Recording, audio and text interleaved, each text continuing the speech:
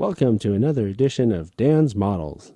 This is John sitting with Dan, and Dan, every time I think the TSG Railroad is a short line, you bring out more cars like this, and I'm starting to think that we're in competition with UP, BNSF, No. NS, and It's CSX. Maybe it's like a class 3 or something. Yeah, but these guys want to buy us now because we're so big, they're afraid of the competition. Yeah.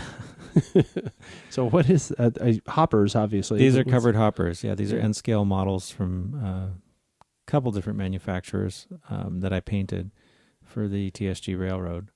And two different color schemes. There's the normal purple, and then there's also gray. So why do we have gray ones?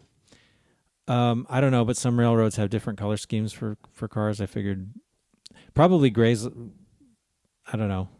They just look good. I guess that's really what it comes down to, you know. Well, it's your railroad. It's fictitious. You can do what you want.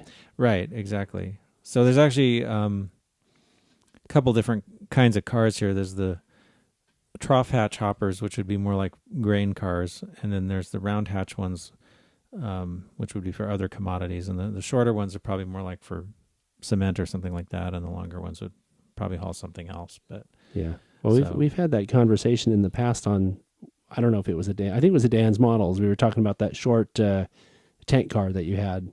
Yeah. Thinking that it wouldn't be for smaller amounts of stuff, but for denser stuff. Denser stuff, yeah. So, and I think those short hoppers are usually for cement, aren't they? Yeah, because it's heavy. Yeah, the covered ones, because they don't want to get it wet, because then it would just it would turn into cement. Right, yeah.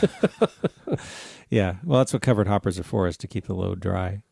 So these are two trough hatch cars, one from each color scheme, and this purple one is a Microtrains, and I think the other one's an Intermountain.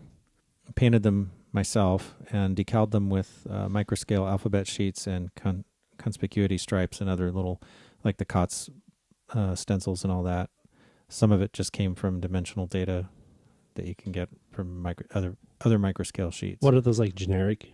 Yeah, it's like all the little capacity and load limit and all that kind of stuff that's on the side, and little car dimensions and the plate C and all that kind of stuff that's on there. Those are just from. You can buy those kinds of things on microscale sheets. Yeah, I'm looking at it just with the naked eye, and it looks. You can see that, like, it's really, really detailed. The decals must be very, very crisp and small, because I can kind of see that. I mean, without putting a magnifying glass on it, right? Yeah, I tried to number these in the same. I actually have come up with a numbering scheme for the TSG rolling stock. So the trough hatch hoppers like this are all in the 3500 series. Okay. Did you base it on something, or just? I just came up with a list of, basically a roster for how to number equipment. And so I just, because most railroads will put stuff into different series. That the numbers aren't just randomly assigned. They have like a certain block of numbers that's assigned to a certain type of car or something like that. So I did that just to try to, make it a little more prototypical seeming. These aren't weathered yet, of course. I haven't done that. So these are the round hatch cars. These are pretty much painted exactly like the other ones, except for the numbers. These are in the 3000 series.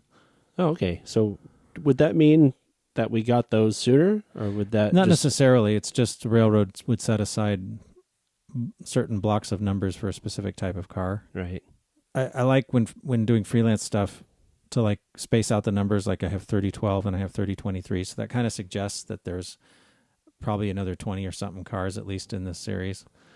You mean there's not? Like, I'm surprised that, no. that you don't have them. Like, no, I haven't modeled that many. Listen, before we go, I want to show the box. We'll take a big shot of the box just to show.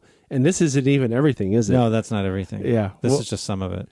Because when Dan opened this box to take these out, I was like, what? I didn't think we had that much. Yeah, I was kind of going crazy with this for a while. You don't say. Yeah. Of course, we have to have a look at the short ones, too. Right. And these are also in the same purple scheme. These are in the 3200 series. So other than that, the scheme's pretty much the same, just adapted for a shorter car. Yeah, they look really good. I mean, looking at these, like if you just showed me a picture but didn't say what scale they were, I don't necessarily think I would guess N scale. Yeah, they're pretty nice. I mean, they have photo etched roof walks, which really helps. So, it's a good detail, and pretty fairly delicate end ladders and things like that. So yeah, they look pretty good. I like them. Well, I guess that'll do it for this edition of Dan's Models. We'll be back again next week, so we'll see you then. Yeah.